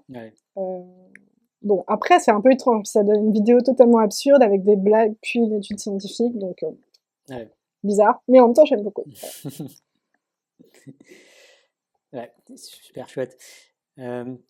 Une des questions que je t'avais posées, c'était que dirais-tu à ton moi du passé? Ah non, pas cette question. Tu veux pas cette question? J'avais dit quoi pour lui? avais dit. Ah si, il faut étudier la philosophie du climat, là. Euh, Il y a plein de postdocs. Non, j'ai pas grand-chose à dire, moi, du passé. la philosophie du climat, du coup, c'est un domaine Ouais, bah, il y qui a plein grossit. de, ouais, il y a plein d'offres de thèses, de bourses de thèse et de postdoc. Parce que tu m'avais demandé quels sont les gros problèmes Ouais, actuels, j'avais dit oui, le climat, très certainement. et du coup, quelles sont les questions des philosophes du climat? Eh bien, il y en a probablement plein, mais je connais pas trop. Je sais juste que dans mon labo, une collègue travaille sur, par exemple, le consensus qu'il y a en climatologie sur le réchauffement climatique. Ouais, Comment ça, enfin, quelle sorte de consensus c'est, comment ça fonctionne, etc. ouais, Mais je ne saurais pas te dire exactement plus en détail. ouais, Mais il y aurait probablement aussi des questionnements éthiques ouais, à mener, et aussi de philosophie des sciences et d'éthique des sciences et ouais. plein de trucs, plein de trucs. Ouais, un truc relié au climat, même si c'est pas immédiat. T'enseignes un cours d'éthique des animaux, c'est ça? Ouah, non, j'ai donné, en fait, c'était dans une UE d'éthique, d'introduction à l'éthique. On a fait une séance sur l'éthique animale avec mes étudiants. Ouais, Coucou les étudiants, les étudiantes, pardon. C'était super fun. J'ai même mis des vidéos de Léo Grasset et de Thibaut. ouais, C'était fun. Et du coup, pour faire ce cours, bah, j'ai vraiment dû lire pas mal sur le sujet. Et bah, je connaissais un peu, mais pas à ce point-là. Et ouais, c'est vraiment intéressant. ouais. Et ça, je pense que ça va devenir de plus en plus important dans nos sociétés. Ça me paraît assez évident. Enfin, si l'éthique progresse Du coup, en tant que discipline, ça devrait aussi progresser. une question que je me pose là, comment est-ce que tu places la biodiversité versus la souffrance animale? La biodiversité, dans quel sens? Est-ce qu'il vaut mieux sauver la biodiversité, quitte à ce qu'il y ait toujours, enfin, à ce qu'il y ait de la souffrance animale, disons, à l'état Ah. sauvage? Ou, Ah, tu parles de la vidéo Faut-il tout tuer notamment, ouais. un peu sous ce thème-là. J'ai pas j'ai pas trop d'avis. Je sais qu'il y a des gens qui travaillent là-dessus. Euh, non, j'ai pas trop d'avis. Je sais pas trop. Je sais pas trop. Mais par exemple, un message qui peut être utile de dire, c'est que, ce que je lis souvent dans les tweets de scientifiques, parce Ouais, que du coup, mon cours, c'était l'éthique animale, mais c'était plutôt enfin, c'était une introduction pour pouvoir comprendre le cas de l'expérimentation animale dans les sciences. ouais, C'est qu'en fait, il y a un truc enfin, il y a un type d'argument qui ne marche pas. J'ai pas trop le temps là de détailler, mais en gros, c'est de dire que on a besoin de faire cette expérimentation sur l'animal pour faire cette recherche scientifique, de la nécessité donc du fait qu'on doit faire cette chose scientifique, et ben du coup on le fait et on doit le faire moralement. En fait, c'est deux questions totalement différentes ouais, et on peut pas passer de l'un à l'autre. Il y a plein de choses parce qu'en fait c'est circulaire de dire j'ai besoin de faire ça pour faire ça. ouais, Ça justifie rien en fait moralement. Et je sais que c'est un truc un peu difficile à comprendre pour certains scientifiques qui sont là, mais je peux pas faire ce que je fais si je fais pas ça, si je fais pas ça, etc. Et en fait, c'est pas la question. C'est juste, faut distinguer la nécessité ou pas d'ailleurs. Est-ce que c'est vraiment nécessaire d'un point de vue scientifique de le faire? ouais, Mais si même si c'est le cas, en fait, ça n'implique pas qu'on doit le faire ouais. moralement. Et donc c'est peut-être un peu ça aussi pour non, j'en sais rien pour la diversité, biodiversité, j'en sais rien. Et sinon, une autre question que je t'avais posée la dernière fois, maintenant ça me revient, c'est est-ce que tu as déjà dialogué avec des médecins humanistes ou des défenseurs de la médecine humaniste? Dialoguer dans quel contexte? Est-ce que tu as déjà eu enfin, vous avez déjà parlé un peu des questions autour de l'empathie ou autre? Ouais, bah oui, ben Et en conférence, ça m'arrive souvent, ouais. Après, j'ai assez peu échangé avec les gens que je critique directement dans ma thèse. Je sais que l'une des défenseuses, par exemple, de la phénoménologie de la médecine a lu certaines de mes critiques que j'ai publiées. Et normalement, elle va y répondre dans un article. Ouais. Parce qu'on prépare un numéro spécial aussi sur le sujet. Donc voilà, de ce côté-là, il y a un débat, il y a des retours, etc. Il y a plein de gens qui sont pas d'accord avec moi, évidemment. Pour la médecine narrative, pas trop, parce qu'une fois, j'ai voulu aller à une conférence et de cette pas philosophe, de cette figure de proue de la médecine narrative, et elle m'a fait un peu peur parce que j'avais trouvé ça un peu irrationnel, un peu idéologique, un peu paranoïaque, cette conférence. Ouais. Donc j'avais pas trop eu envie après de dialoguer, Ouais. pour le dire honnêtement. Ouais. Et par rapport à tout le mouvement fake med et par rapport à tout ça, donc l'homéopathie, les gros débats qu'il y a, comment est-ce que tu vois les choses? Du coup, c'est un peu différent. Enfin, ça n'a pas trop de rapport avec ma thèse, même si je pense que les défenseurs des médecines alternatives mettent souvent en avant le même type de discours humaniste. Ouais. Donc, ça peut être bien aussi de montrer que ces discours sont pas forcément évidents et parfaits. Ouais. Après, ouais, je me suis retrouvée à intervenir sur le sujet des médecines alternatives. Et j'ai eu l'impression de dire des choses totalement banales. Donc j'ai cette interview avec Béatrice Camreur sur Slate. J'avais l'impression de dire des choses banales sur l'éthique, sur l'homéopathie ou sur les médecines alternatives. Ouais. Et en fait, les réactions, elles ont été vraiment étranges parce que je crois que c'est pas du tout banal ce que je disais, pas du tout trivial, et il y a plein de gens qui sont pas d'accord, notamment aussi au niveau, enfin chez les gens qui font de l'éthique. Donc ça m'a vachement étonnée. Et je sais pas trop, enfin Sur, en France, je veux dire. sur quel point en particulier? Bah, j'en discutais avec elle, sur. Bah, déjà en France, il y a beaucoup de gens qui pensent vraiment que le débat scientifique n'est pas clos sur l'homéopathie.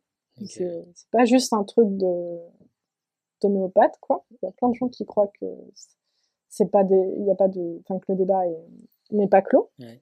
Pour le coup, là, si on adopte le cadre de Stegenga, c'est-à-dire que donc Stegenga, il reprend un article que d'ailleurs, oui, j'ai dit que j'allais t'envoyer, je t'ai pas envoyé, mais qui est un peu dur à lire, mais en gros, c'est l'idée que le fait que après plein d'essais, d'études, etc., alors qu'on sait qu'il y a un biais de publication, etc., on n'a pas réussi à prouver que ça marchait, enfin, à avoir des données pour que ça marche, et bien du coup, on peut conclure que ça marche pas. Au bout d'un moment, on a tellement de données enfin, on a tellement d'absence de données que peut-être en fait on a une donnée en défaveur du fait que ça marche. Ouais. Et ça, c'est un truc qui est pas du tout trivial, et il y a plein de gens qui pensent que c'est l'inverse, que tant qu'on n'a pas de données que ça ne marche. Attendez. Il y a plein de gens qui pensent que l'absence de preuve n'est pas une preuve de l'absence, en Ouais. gros. C'est un slogan qui revient souvent. Et du coup, pour le coup de l'homéopathie, ben, c'est un peu ça qui est utilisé pour dire, bah oui, on n'a aucune étude qui montre que ça marche, mais ça veut pas dire que ça marche pas. Ouais. Et en fait, si on regarde du côté des probas, ben, c'est pas exactement clair que ça soit le cas. Mais pour être honnête, j'ai pas été capable de lire dans le détail cet article de proba. Mais c'est assez intuitif, quoi. Si on a toutes ces, ces biais en faveur du fait qu'on va trouver une infime efficacité dans plein de cas, Ouais. pourquoi on n'y arrive pas avec... Enfin, si on n'y arrive pas au bout d'un moment, c'est que ça n'y a pas, quoi. Ouais, c'est un sujet très très étudié. Il y a d'énormes intérêts à ce qui est une trouvaille. Bah oui, Et si on l'a bah pas oui. trouvé, sachant les biais de publication, c'est au moins que tout est fait enfin, du Et placebo. en plus, j'ai envie de dire que je peux comprendre que, par exemple, pour les antidépresseurs ou des trucs, enfin, voilà, on ait envie absolument de trouver, on continue à faire plein de recherches dessus, on a envie que ça marche, quoi. Mais pour l'homéopathie, on sait que ça fait presque rien, donc autant, enfin, pourquoi tant d'efforts, quoi. Du coup, je comprends pas du tout, et en même temps, voilà. Enfin, je sais qu'en France, c'est beaucoup utilisé. J'ai voulu faire une vidéo sur ma chaîne, d'ailleurs. Je pense que c'était pas très bien réussi parce que c'est pas, je sais pas, en fait, il y a trop de, les gens se sont tout de suite attaqués, etc. Enfin, c'est vraiment difficile d'expliquer sans paraître méprisant. Bref, Ouais. terme glissant.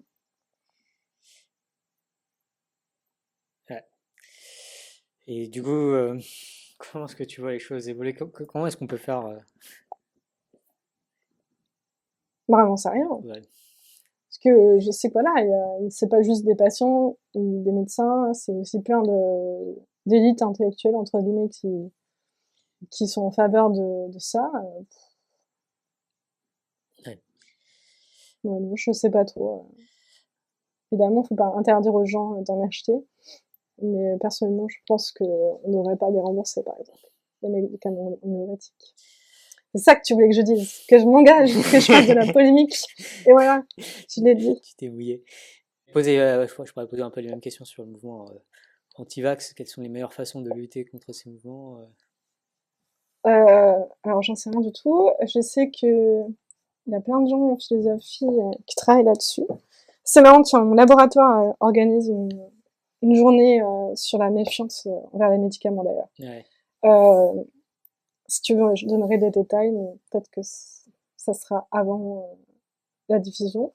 Mais en gros, ouais, ça tourne autour de ces questions. Pourquoi les gens se méfient euh, et pas forcément est-ce qu'ils comprennent. En fait, c'est un peu différent.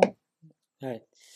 Et est-ce que tu penses, qu'est-ce qu'on pourrait faire dans le débat pour faire mieux? Qu'est-ce qu'on, Ah, j'en sais pour rien. convaincre les gens, comment faire? C'est Bah, difficile. clairement, ça sert à rien, je pense, de s'énerver, de faire des punchlines, de faire du hooliganisme. Ça sert vraiment à rien. Et d'un autre côté, quand on essaye d'avoir un propos raisonné, des fois, on n'est pas du tout entendu non plus. Ouais, Du coup, c'est difficile parce que soit on est ultra raisonnable et on peut toujours des fois déclencher des polémiques sans faire exprès, soit on n'est pas trop, on est plus punchy et là, du coup, bah, clairement, on va créer des polémiques et peut-être ça va faire bouger les choses. Et en même temps faire des choses caricaturales. Donc, je sais pas. Hein. ah, c'est pas facile. Non, je sais pas comment.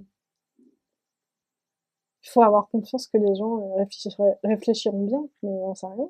Je crois pas que c'est le cas. Je crois pas qu'on réfléchit bien naturellement. Donc, Donc, faut amener les gens à mieux réfléchir. C'est ouais, mais global. bon, ça c'est. Je vais pas venir faire un cours perso à tout le monde. En fait, je sais pas. C'est chiant, hein, j'ai aucune grande réponse aux problèmes du monde. Ouais.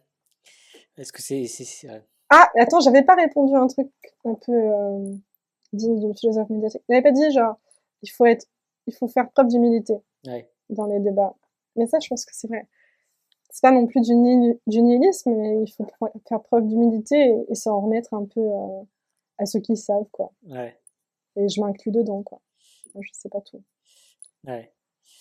Mais bon, après, c'est vrai que quand on sait plus, on peut plus trop prendre de décisions et c'est difficile. Mais, Ouais. mais il faut. Ouais, c'est un paradoxe. Ouais. Donc, encourager l'humilité chez la plupart des gens. Ouais, l'humilité épistémique ou un truc dans le genre. Se dire que sur un sujet, bon, on a des intuitions, mais probablement elles sont fausses. Donc après, on fait des recherches, on voit ce que d'autres gens ont pensé, etc. Que probablement,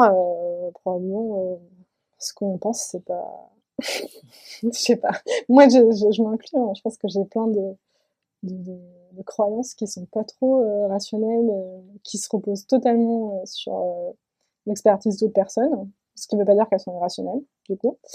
Mais voilà, on peut pas tout savoir et on peut pas tout faire seul. Et en même temps, quand on a une position très forte et qu'on s'engueule avec tout le monde sur Internet, il vaut mieux se réfléchir si on est vraiment en train de faire quelque chose de productif, quoi. Ouais. Réfléchir à la productivité de nos moyens de communication, nos méthodes de communication sur Internet. C'est ça, ouais. Ah, pas facile. Bah ouais, ce que je disais, enfin, c'est un peu ce paradoxe. Enfin, je pense que ma vidéo, pour le coup, sur l'homéopathie, c'était pas. C'est vraiment difficile parce que quand il y a un sujet qui nous paraît évident, c'est vraiment compliqué après de partir du point de départ de quelqu'un qui n'a pas du tout cette évidence, enfin, cette intuition. Ouais. Je crois que David Loapre avait parlé de ça à un moment où il appelait ça la malédiction du savoir. Le fait qu'une fois Ouais, qu'on sait, bah oui, c'est ça. ouais, on oublie ce que c'est de pas savoir ouais. Oui, après, je dis pas que j'ai la science incluse ou quoi, et que c'est pour ça que j'ai raté ma vidéo. Tu juste méprisant, t'en sais rien, tu vois. Je sais pas. Ouais. Travailler la bienveillance. C'est ça, faut être plus bienveillant. Ok, je pense qu'on peut aller vers les dernières questions. Non, encore. Quel est le message clé que tu aimerais... Ah oui, c'était ça. C'est là que j'avais dit. Ouais. Attends, vas-y, redis parce que ça. Quel est le message clé que tu aimerais que les auditeurs retiennent de ce podcast? Euh, que c'est compliqué les questions philosophiques. Donc, du coup, il faut faire preuve de bienveillance et d'humilité par rapport à ses propres positions et ceux des autres, du coup. Ouais. Ouais. Ouais. Et je me donne ce double conseil à moi-même aussi. J'arrive pas toujours à l'appliquer. Voilà. Ouais. Clairement, c'est pas facile. Et sinon, est-ce que tu pourrais faire 2 recommandations de vidéos, podcasts, livres ou de personnes à suivre? Ah, bah, du coup, je recommande bien évidemment la chaîne de Thibaut Giraud, Monsieur Phi, j'avais oublié son nom. Vraiment génial. Du coup, discrètement, je connaissais Thibaut avant qu'il lance même si je le connaissais pas beaucoup, qu'il lance sa chaîne YouTube. Ouais. Et tu sais, je me souviens du moment où il partage sur Facebook, et là, je suis là, faut vraiment que je partage sa vidéo, mais en même temps, si c'est pas bien. Ouais. Et du coup, j'ai cliqué, en étant un peu genre, oh, qu'est-ce que... Et en fait, c'était trop bien. C'était trop bien. J'étais là, ah, mais c'est génial. Du coup, j'ai partagé.